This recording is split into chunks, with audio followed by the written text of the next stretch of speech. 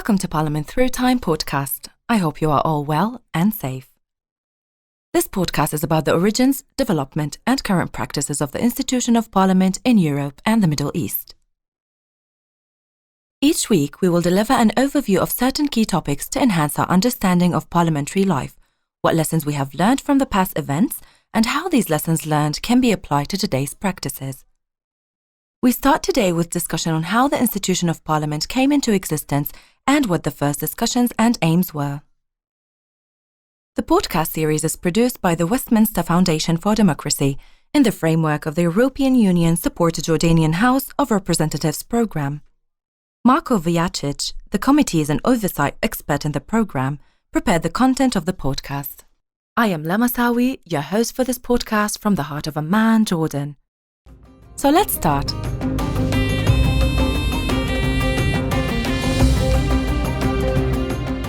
No institution is perceived so close to the notion of a democratic government as Parliament. To date, no country can be called a true democracy without having a functioning Parliament. Parliaments perform important functions in a democracy. They represent people, they pass legislation and monitor its implementation, and oversee the operations of the government. Yet, parliaments were and remain amongst the most criticized institutions worldwide, mostly because they're amongst the most exposed and most transparent institution to the general public. So, how did the institution come to existence?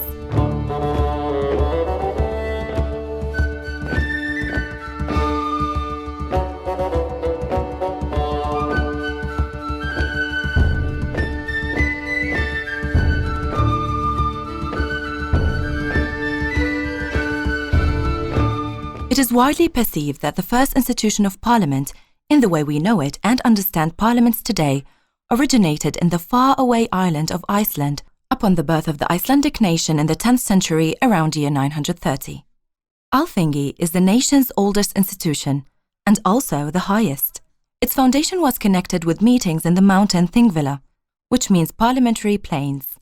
There, high in the mountains, the leading chieftains met to discuss various matters, pass decisions and laws, and dispense justice. Every year, Alþingi assembled around the middle of June for a session of about 2 weeks, and all free and law-abiding citizens could attend. Those attending the assembly dwelt in temporary camps known as budir during the session. Camps were established with intention to ensure conditions for members to reside, and thus freedom to observe the proceedings without pressure of now having a place to stay during the session. Alþingi was well attended, as it was the centre of power and interaction. Lögrétta, the Law Council, was at the heart of Alþingi's proceedings. The council ruled on legal disputes, enacted new legislation, and granted exemptions from law. Lögrétta comprised of chieftains as the first representatives of the people. In time, members of Alþingi were accompanied by non-voting advisors. In terms of procedure, decisions in Alþingi were made by simple majority. The Speaker of Lögrétta, the Law Council, was the highest official of Alþingi. His role included reciting the laws of Iceland in the days before Iceland had a written language. He recited the rules of parliamentary procedure, chaired sessions, and settled disputes. The Speaker is believed to have addressed the assembly from the law rock Lögberg, which appears to have been the place where verdicts were announced, important speeches made, and where the assembly was formally opened and dissolved. Of course, Icelandic Alþingi was not the first time a group of people gathered to make decisions. Forms of gatherings similar to parliaments existed since the dawn of humankind, when people still lived in tribal communities. They were usually done in some forms of the councils of elders conducted within the village or tribe. When the first societies and states emerged, some of these practices were preserved.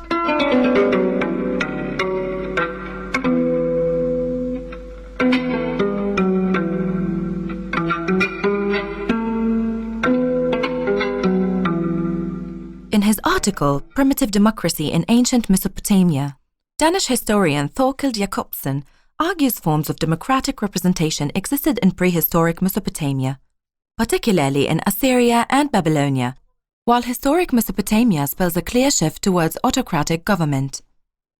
Democratic forms were mostly present in the area of judiciary. As a particularly striking example may serve the Assyrian merchant colonies in Asia Minor. There, as Jacobson writes, the highest judicial authority was not vested in any one individual, but resided in General Assembly of all colonists. This General Assembly was called into session by a clerk at the bidding of a majority of its senior members. The General Assembly tried and decided on lawsuits which arose in the colony. In Babylonia, for example, in the matter of war and peace, a king had to make a decision only after he obtained the consent of an assembly, in which, therefore, internal sovereignty of the state would seem to be vested. Jacobson concludes that this points to a form of government in which normal run of public affairs was handled by a council of elders, but ultimate sovereignty resided in a general assembly comprising all members, all adult men of the community. Later on, the first recorded signs of a council to decide on different issues in ancient Iran dates back to 247 BC in the Parthian Empire, the first Iranian empire since the conquering of Persia by Alexander. By the early years of their reign, an assembly of nobles called Mehistan was formed to make final decisions on very serious issues. Mehistan consisted of religious leaders and clan elders and exerted great influence over the administration of the empire. In Europe, ancient Athens was considered the cradle of democracy.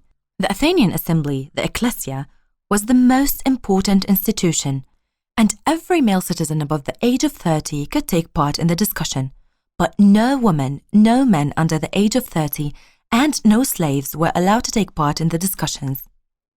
However, Athenian democracy was not representative, but rather a form of a direct democracy. This means that all free male citizens were allowed to gather in the city square, debate, and make decisions. They were representing themselves as free citizens, but they were not representatives of all citizens and they were not elected. Therefore, the ecclesia was different from the parliamentary system as we know it today. The Roman Republic had legislative assemblies, which had the final say regarding the election of magistrates, the enactment of new statutes, the carrying out of capital punishment, the declaration of war and peace, and the creation or dissolution of alliances. It was not elected body, but one whose members were appointed by the consuls, and later by the censors. The former American Senator Robert Byrd, in one of his famous filibusters, describes the Roman Senate as having complete control over the purse. It determined the foreign policy, executed foreign policy, made and ratified treaties. It approved or disapproved legislation. It approved the election of magistrates, and it determined who would be entrusted with the powers of dictator in a time of crisis for the Roman state. The Roman Senate was the guardian of the Roman state. It was the conscience of the Republic. The Roman Senate was preserved as an institution during the time of the Roman Empire. However, its role has been substantially diminished.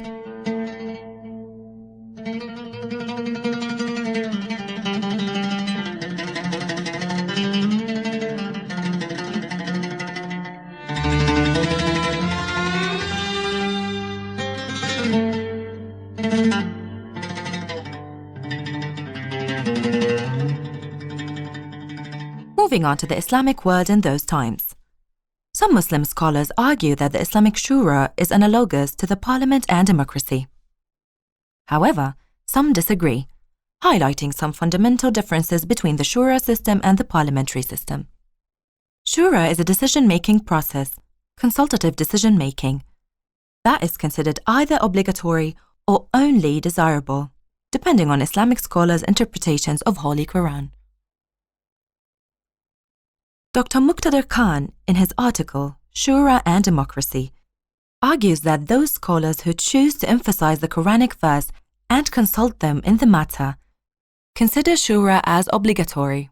However, he continues, those scholars who emphasize the verse, those are praised, whose affairs are settled with mutual consultation between them, consider Shura only as desirable. In the Jordanian House of Representatives, the very same verses from Quran are written at the entrance of the plenary chamber, suggesting that the parliamentarians should discuss their issues between each other and, before you take any decision, consult them. Suggesting that the parliamentarians should consult with people whom they represent.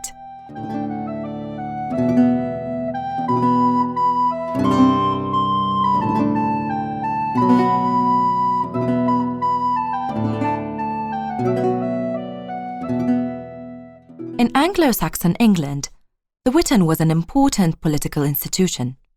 The name derives from the Old English for meeting of wise men.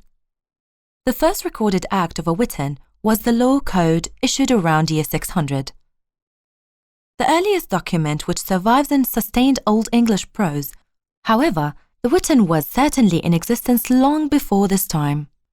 The Witan, along with the folk moods and local assemblies, is an important ancestor of the modern English Parliament. Sounds good. So what makes these proto-parliaments different from today's parliaments?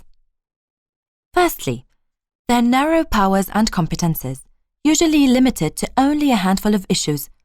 Secondly, they are characterized by the irregularity of their work. They met exceptionally and existed for some time, and then they would be dissolved or abolished. Finally, they almost exclusively gathered nobility and religious elite, charmed circle of monarchs, trusted noblemen, wealthy oligarchy. They were not open to the middle class or common people. In essence, the Icelandic Alþingi represented a turning point. For once, it created regularity of the institution. Since the establishment, it has been assembled every year in regular times, even in times when Iceland was ruled by the Kingdom of Denmark. The Alþingi continued to exist, but served almost exclusively as a court of law until the beginning of the 19th century.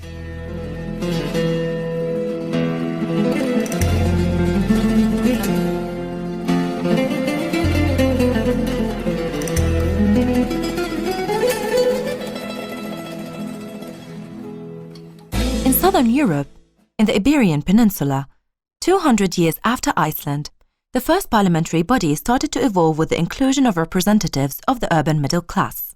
They were summoned in Castile, one of the Spanish kingdoms at the time in 1187. When Castilian King Alfonso VIII summoned representatives of the nobility, the church and the 50 most important cities to a council in the town of San Esteban de Gormaz. There was another meeting with representatives of the cities in Carrion de los Condes the next year. However, all those meetings were exceptional and not leading to a regular attendance of town representatives. In Leon, another Spanish kingdom, the Cortes was established as a regular parliamentary body from year 1188. According to the UNESCO Memory of the World Programme, it is the oldest documented manifestation of the European parliamentary system with some temporal continuity. After coming to power, King Alfonso IX of Leon, potentially facing an attack by his two neighbors, Castile and Portugal, decided to summon Curia Regis, the royal curia. In the 12th century, Curia Regis was the name given to the assembly, whether in England, France, or the Spanish kingdoms, which helped the monarch to govern. In its largest form, such an assembly consisted of members of the royal family, royal household officials, and the religious magnates of the kingdom. But because of the seriousness of the situation and the need to maximize political support, King Alfonso IX of Leon took the decision to also call the representatives of the urban middle class from the most important cities of the kingdom to the assembly. Leon's Cortes dealt with matters like the right to private property, the right to appeal to justice opposite the king, and the obligation of the king to consult the Cortes before entering a war. In the realms of the Crown of Aragon, the institutional system effectively limited powers of the monarchs, particularly in the Principality of Catalonia in 1283. The Catalan courts became one of the first parliamentary bodies of Europe that officially banned the royal power from creating legislation unilaterally. Throughout the next centuries, the courts developed an extensive regulation of its internal operation and guarantee of rights for the citizenship. In 1481, the Catalan courts approved the constitution to respect, which established the submission of the king and its officers to the laws of the principality. In medieval England, the Magna Carta Liberatum, or the Great Charter of Freedoms, was enacted in the year 1215 by King John, which among other things imposed limitations on feudal payments to the crown, to be implemented through a council of 25 barons. Neither side stood behind their commitments, and the charter was annulled. After the death of King John, the regency government of his young son, Henry III, reissued the document in 1216. And then the charter was reissued subsequently by English kings. In essence, the charter included provisions that prevented unlimited spending of funds by the king and the need to consult nobility for issuing new taxation, which soon after led to the formation of the first parliaments. Simon de Montfort, a nobleman of French origin and a member of the English peerage, who led the baronial opposition to the rule of King Henry III of England, is remembered as one of the fathers of representatives government for holding two famous parliaments. The first, in 1258, stripped the king of unlimited authority, and the second, in 1265, included ordinary citizens from the towns. Later, in the 17th century, the Parliament of England pioneered some of the ideas and systems of liberal democracy, culminating in the Glorious Revolution and passage of the Bill of Rights in 1689. In sum, these events from Iceland, medieval Spanish kingdoms, and medieval England were the first ones to resemble the birth of an institution of parliament, as we know today. And from these first attempts onward, history has spelled the expansion of parliamentary powers over time. The consequence was limiting the monarchical powers, establishing their regularity in assembling the institution, and expanding the representation, from nobility and clergy to territorial representation of towns and with them an urban middle class.